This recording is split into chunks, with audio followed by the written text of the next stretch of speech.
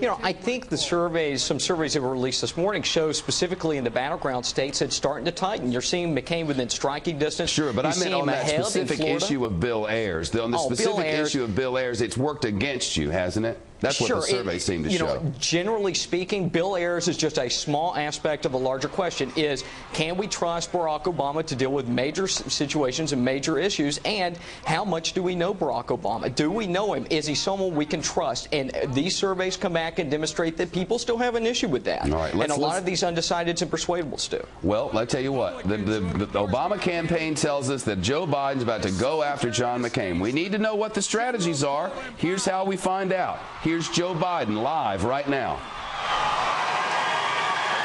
I've known General Powell for over 20 years. Matter of fact, I talked with him about an hour ago. He has one simple message. Joe, win, win, win. Look, Barack Obama and I have valued Secretary Powell's advice for some time. And his support is genuinely meaningful. I hope it finally puts to rest, and I think it's already put to rest.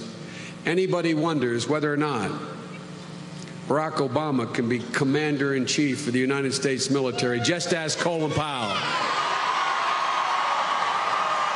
Folks, I want to remind you, things are feeling awful good right now, but I want to remind you, polls and endorsements do not determine the outcome of an election. Votes do. Votes determine. And here in Colorado, early voting lasts through October the 31st. So, folks, if you want to mail in your vote, you can request a mail-in ballot until the 28th. All of the voting information, you need is available on www.vote4change.com. We won't interrupt him for the meat of his discussion, but Marianne Marsh, why is this early voting so important? Well, it's everything, Shep. You have to assume that all these polls are much closer than they appear. And as Major Garrett said in the earlier segment, any vote you can get before Election Day is a vote in the bank. You can count those. So you can go into Election Day, know exactly how many votes you have, and then based on models, know exactly how many votes you have to get on Election Day. The big thing here, Shep, that you've got to keep in mind is a good field organization is worth 3 to 5 points on Election Day. You can find 3 to 5 points on the ground on Election Day. So if these polls are close, then that's exactly what's going to determine this race. And you have to say, in that respect, Barack Obama should have the advantage. Tyler, field organizations, how do they stack up? You know, the Republicans have the 72-hour program, which has been proven time and time again to be extremely effective on the ground. Now, the Democrats have, over a period of time, developed a number of programs that can really compete with that. But still, I got to put my money behind the Republicans. The 72-hour program is going into its 10th year. I think the 10th year of this program overall. And it really pulls out, like Marianne said, a lot of these ground organizations can pull out 3 to 5 points. I've seen scenarios where the 72-hour program led by the Republicans pull out 5 to 7 points. And I think we could be seeing that, especially with a lot of new registrants on the ground. Joe Biden's talking economy now. Listen. What about our savings? We'll be able to send our kid back to college next semester. There are conversations going on with real people all around Colorado, all around America. And ladies and gentlemen, too many people today, the American dream, for too many, the American dream is becoming a distant dream. Folks, in the most recent debate, John McCain felt the need to declare that he was not President Bush. We know that old expression. You ever heard it?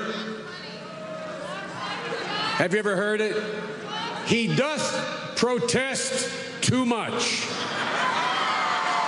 Folks, and move this faster. Folks, over the course of the 3 debates, 20 months into the campaign, and 8 years of failed economic policies, there's not one fundamental economic issue on which John McCain has challenged George Bush or his policies.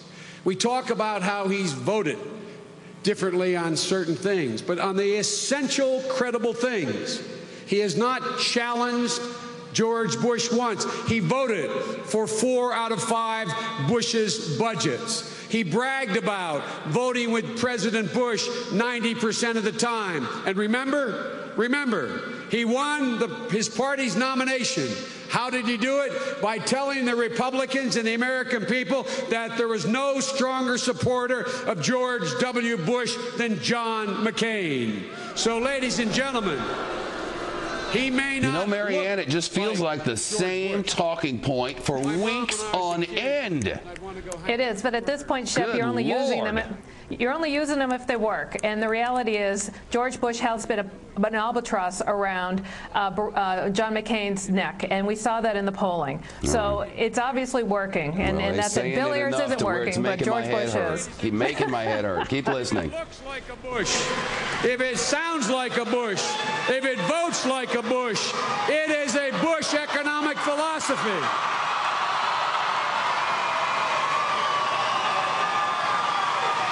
Look, just take a look at the facts. Just take a look at the facts.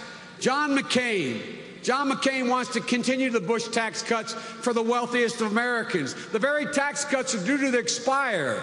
They're due to expire in 2 years under the law. John not only wants to continue them permanently, John wants to double down on those tax cuts. He wants to add an additional, literally, $300 billion in tax cuts for America's largest corporations and the wealthiest individuals in America.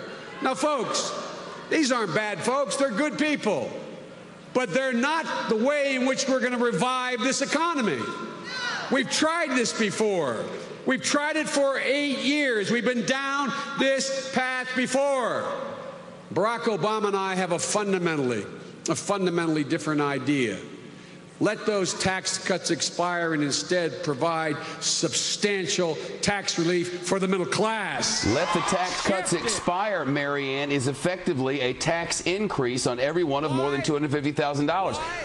What part of history can you look at that says tax cuts work when an economy is going into recession?